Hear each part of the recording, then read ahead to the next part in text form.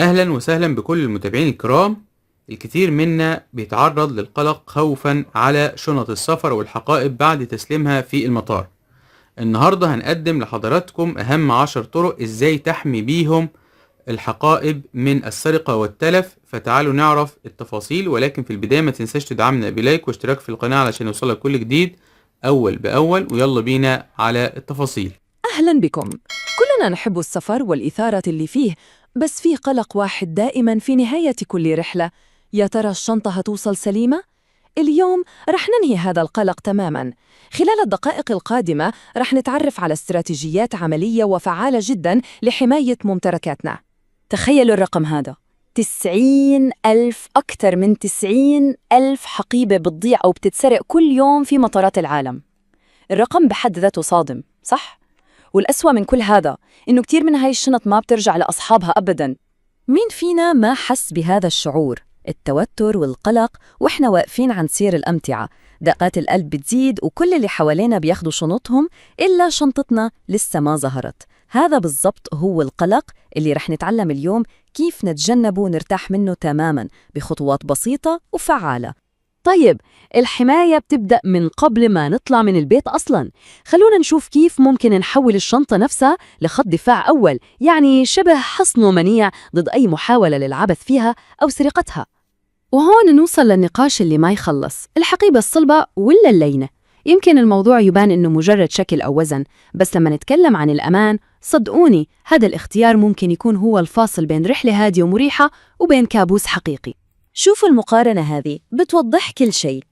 الشنط القماش اللينة صح إنها خفيفة، بس في نفس الوقت هي هدف سهل جداً لأي سكينة حادة ممكن تقطعها بثواني.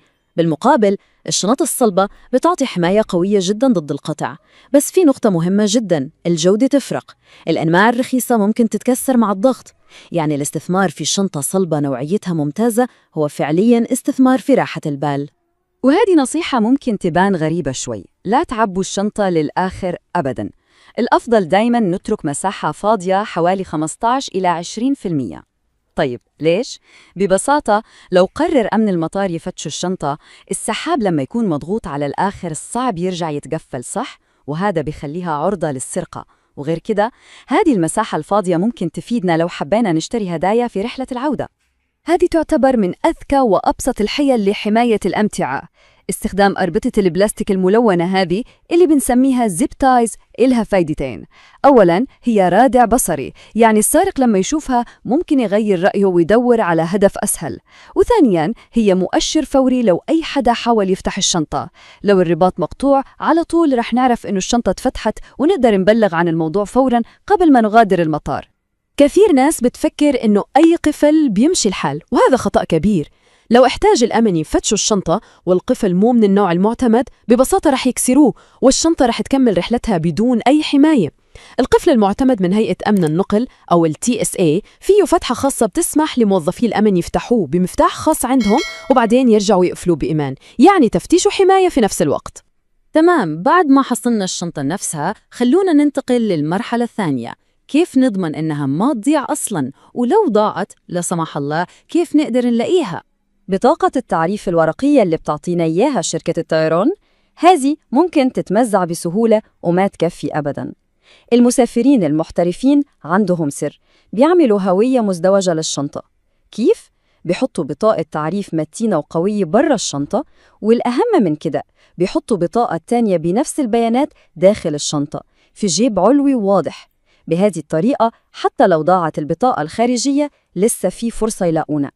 هذا الاقتباس بيوضح قوات التكنولوجيا بشكل مذهل.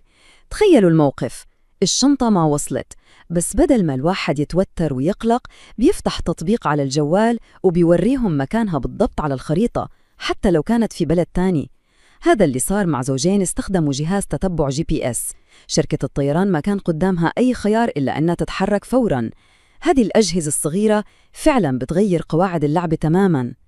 وهذه ميزة موجودة في معظم تطبيقات شركات الطيران، بس قليل اللي بيستغلوها. التطبيق نفسه بيسمح بتتبع الشنطة خطوة بخطوة، زي لما نتبع أي شحنة بريد. بنقدر نعرف متى تم مسحها ومتى اتحملت على الطيارة وهل وصلت معانا على نفس الرحلة أو لا. هذه المعلومة لحالها بتعطينا أفضلية كبيرة لو حبينا نبلغ عن أي مشكلة أول ما نوصل. طيب غطينا الأدوات والتقنيات، بس فيه كم عادة أساسية ممكن نعتبرها قواعد ذهبية لازم كل مسافر ذكي يتبناها. قبل ما نقفل الشنطة خلينا ناخذ دقيقة واحدة بس ونصور كم صورة لشكل الشنطة من برا وصور للمحتويات وهي مرتبة جوا. طيب ليش؟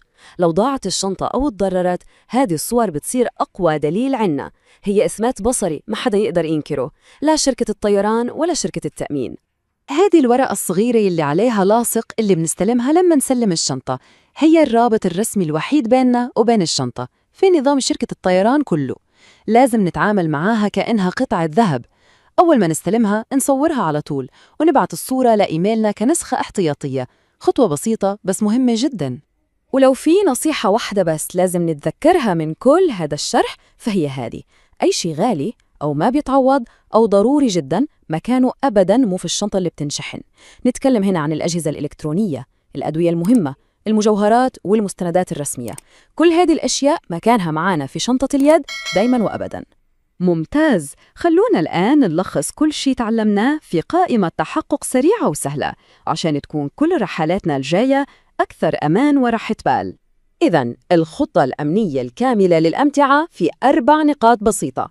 أولاً نختار شنطة صلبة ونوعيتها ممتازة.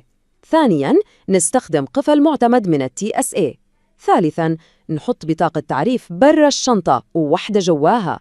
وأخيراً نصور كل شيء، الشنطة من برا، محتوياتها وبطاقة الأمتعة.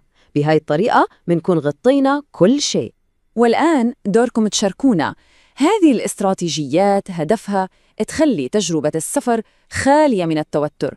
بس هل سبق ومر عليكم موقف ضاعت فيه شنطة سفر؟ مشاركة التجارب ممكن تكون درس مهم جداً لمسافرين ثانيين. شكراً لمتابعتكم.